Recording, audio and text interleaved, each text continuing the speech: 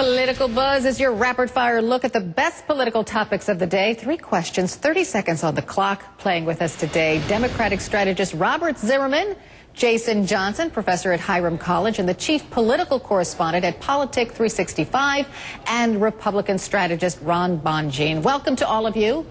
Good to be with you. Okay, first question. 3 words: Iraq, Iran, Afghanistan. Is the election now about more than just, it's the economy, stupid? Robert? Well, I think you're already starting to see that happen. For example, President Obama's approval ratings went down as the price of gasoline went up because of the geopolitical tensions around oil in the Middle East and because of the Iran crisis. But the Republican candidates are not gaining any traction on it as long as they continue to try to defend keeping our troops in Iraq and Afghanistan and try to justify the criminally negligent Bush foreign policy. Ron? Yeah, I think that foreign policy could likely be part of the 2012 election cycle because we don't know exactly what will happen in Iran, whether or not Israel will try to do a preemptive strike, what's going on with the tensions in Afghanistan. And these are things that President Obama is going to have to tackle. Now, people are still very concerned about high gasoline prices and high unemployment, and it still is an economic election.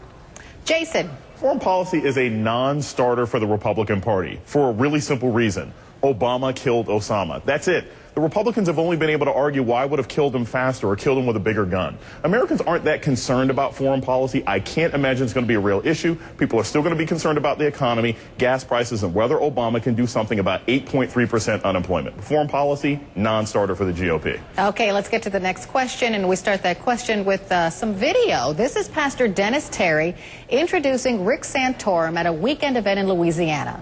Listen. If you don't love America and you don't like the way we do things, I have one thing to say. Get out!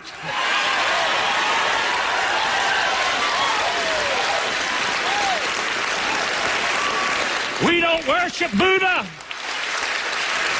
I said we don't worship Buddha. We don't worship Muhammad. We don't worship Allah. We worship God. We worship God's Son, Jesus Christ. So Santorum was in the audience and he was politely clapping, and he did respond to this by saying he believes in freedom of religion, but not necessarily what the pastor was saying. So, was his response spot on or not, Ron?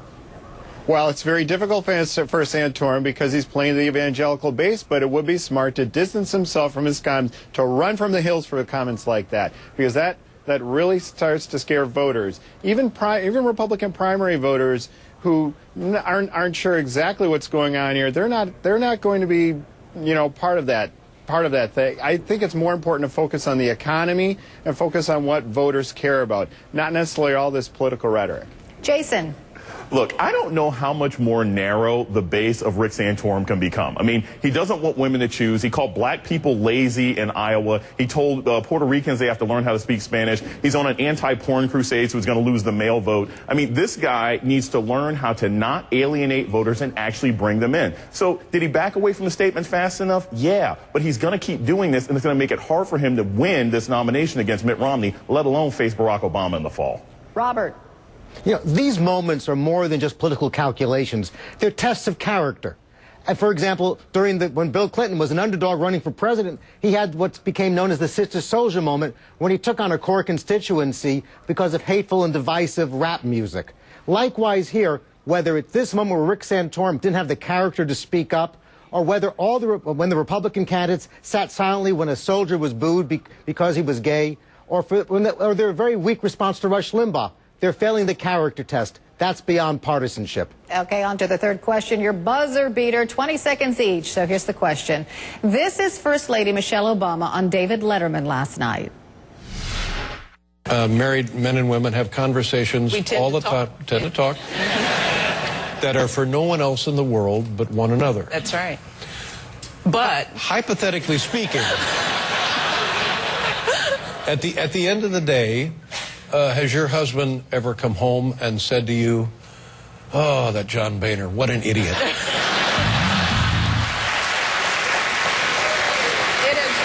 has never happened. Never. He is always upbeat, particularly about Congress. Yeah, well, How can you not be upbeat? Okay, so here's my question.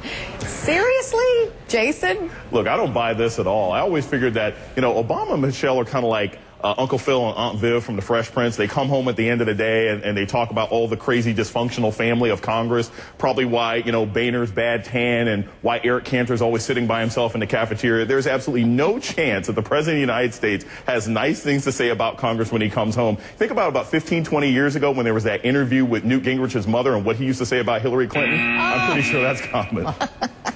Ron.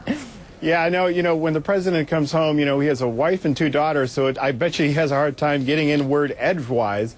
But when he does, I'm sure he's taking a couple of Advil and complaining about John Boehner because he wants to cut taxes, Republicans want to cut spending, and they want to have more energy solutions like the Keystone Pipeline the president's against. So I could see why he has headaches. Robert. I guarantee you, Ron, they're not reciting talking points when they're sitting together. But I would have to say, when it comes to knowing what's going on behind closed doors of married couples, I'll leave that to Rick Santorum and his right-wing buddies to figure out.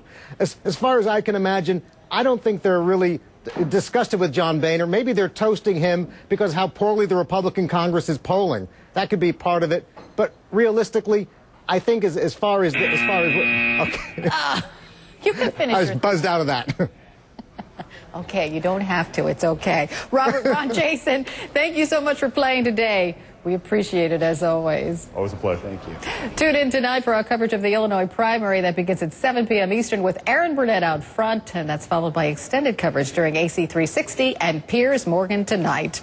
President Obama is making a visit to Oklahoma, and it could be crucial to his re-election campaign. That controversial Keystone Pipeline that he vetoed